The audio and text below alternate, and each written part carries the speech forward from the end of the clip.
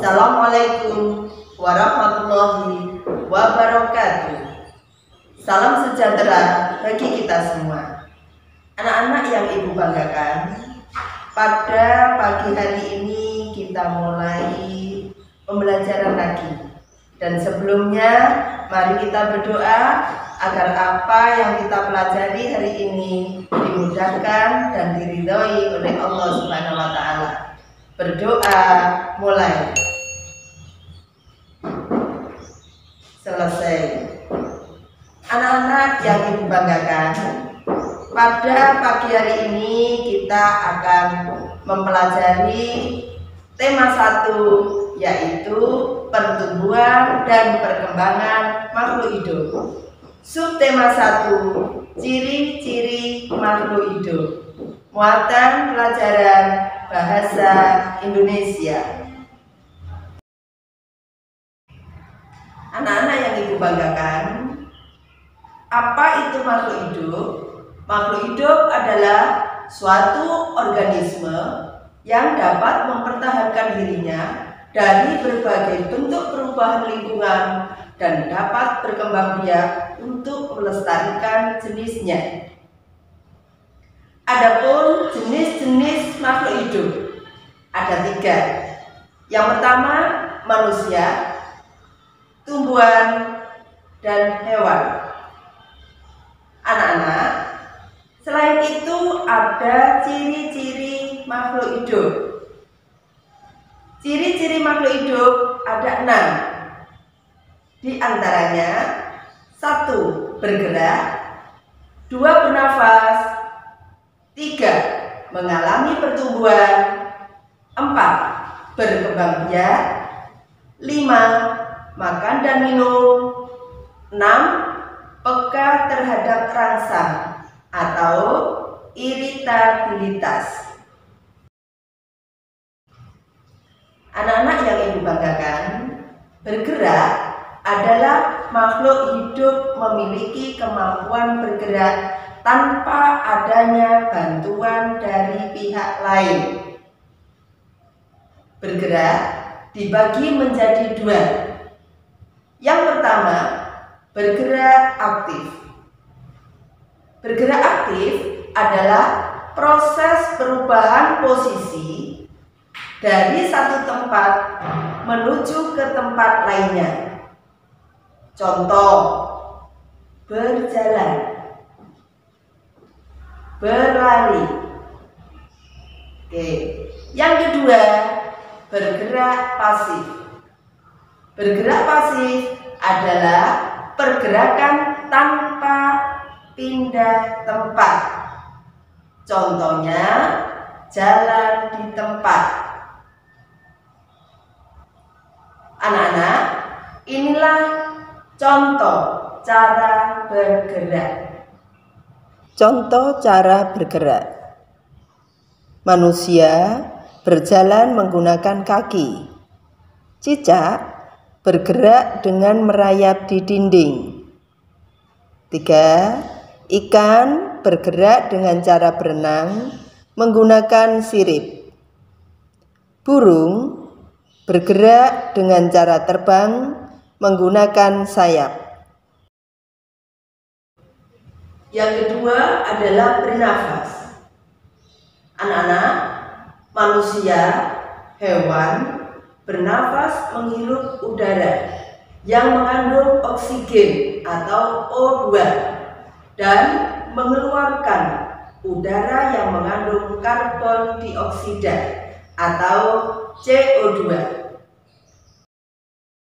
Tumbuhan mengalami pernapasan berbeda. Di siang hari, tumbuhan menghirup udara yang mengandung karbon dioksida dan mengeluarkan udara yang mengandung oksigen. Sedangkan di malam hari, tumbuhan menghirup udara yang mengandung oksigen dan mengeluarkan udara yang mengandung karbon dioksida. Alat pernapasan makhluk hidup. Manusia bernapas menggunakan paru-paru. Ikan bernapas menggunakan insang. Tumbuhan bernapas menggunakan stomata atau mulut daun, dan lentisel.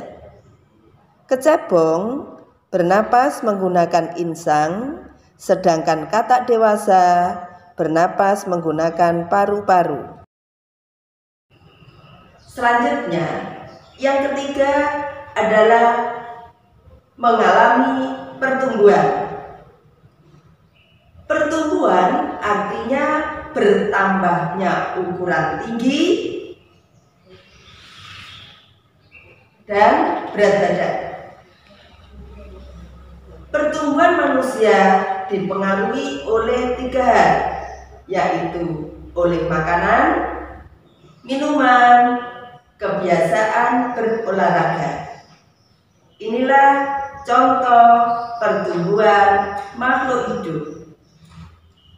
Contoh pertumbuhan makhluk hidup. Daur hidup ayam. Dari telur, kemudian berubah menjadi telur embrio, telur menetas, anak ayam, dan ayam dewasa. Contoh yang lain, anak kucing menjadi kucing muda, kucing dewasa. Pada tumbuhan, contohnya dari biji, kecambah, berubah menjadi tanaman muda, dan akhirnya menjadi tanaman dewasa. Yang keempat, berkembang biak. Berkembang biak adalah kemampuan makhluk hidup untuk menghasilkan keturunannya. Tujuannya adalah untuk melestarikan jenisnya. Cara perkembangbiakan makhluk hidup. Ada yang melahirkan, contohnya manusia, kucing, sapi, kuda, dan lain-lain. Yang kedua dengan cara bertelur.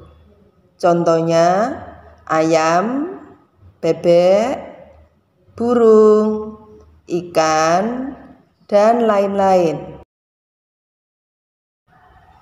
Yang kelima, makan dan minum. Makhluk hidup memerlukan makan dan minum yang bergizi, bersih, dan sehat, sehingga butuh memperoleh energi agar bisa melakukan aktivitas. Contoh, tumbuhan mendapatkan energi dari air, oksigen, serta cahaya matahari untuk melakukan fotosintesis. Kemudian, sapi dan kambing memakan rumput untuk mendapatkan energi dalam tubuhnya. Yang keenam adalah peka terhadap rangsang atau iritabilitas. Kepekaan makhluk hidup terhadap rangsangan berbeda-beda. Inilah contohnya.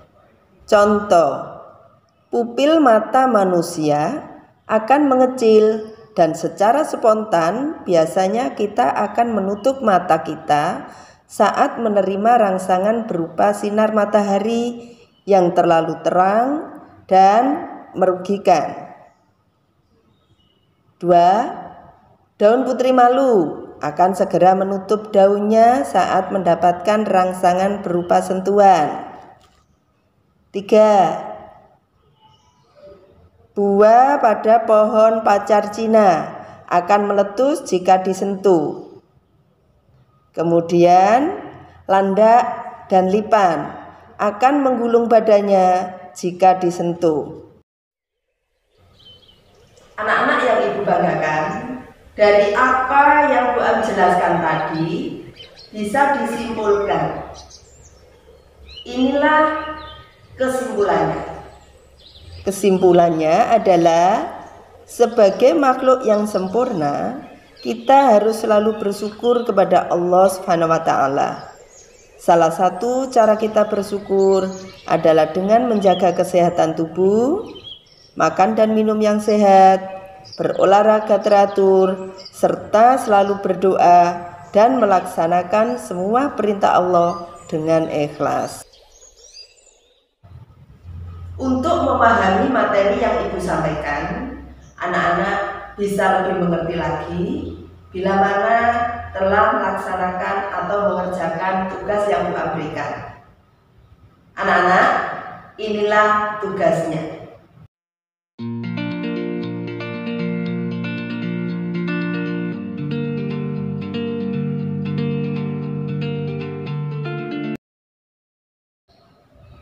Demikian apa yang bisa Bu Am sampaikan hari ini. Semoga kalian bisa lebih mengerti dan memahami. Mudah-mudahan COVID segera berlalu sehingga kita bisa melaksanakan pembelajaran di sekolah dengan tatap muka. Anak-anak yang Ibu banggakan, sebelum kita akhiri pertemuan pagi hari ini, marilah kita berdoa agar Allah selalu melindungi kita. Berdoa mulai. Selesai. Kurang lebihnya mohon maaf. Akhirul kalam. Wassalamualaikum warahmatullahi wabarakatuh.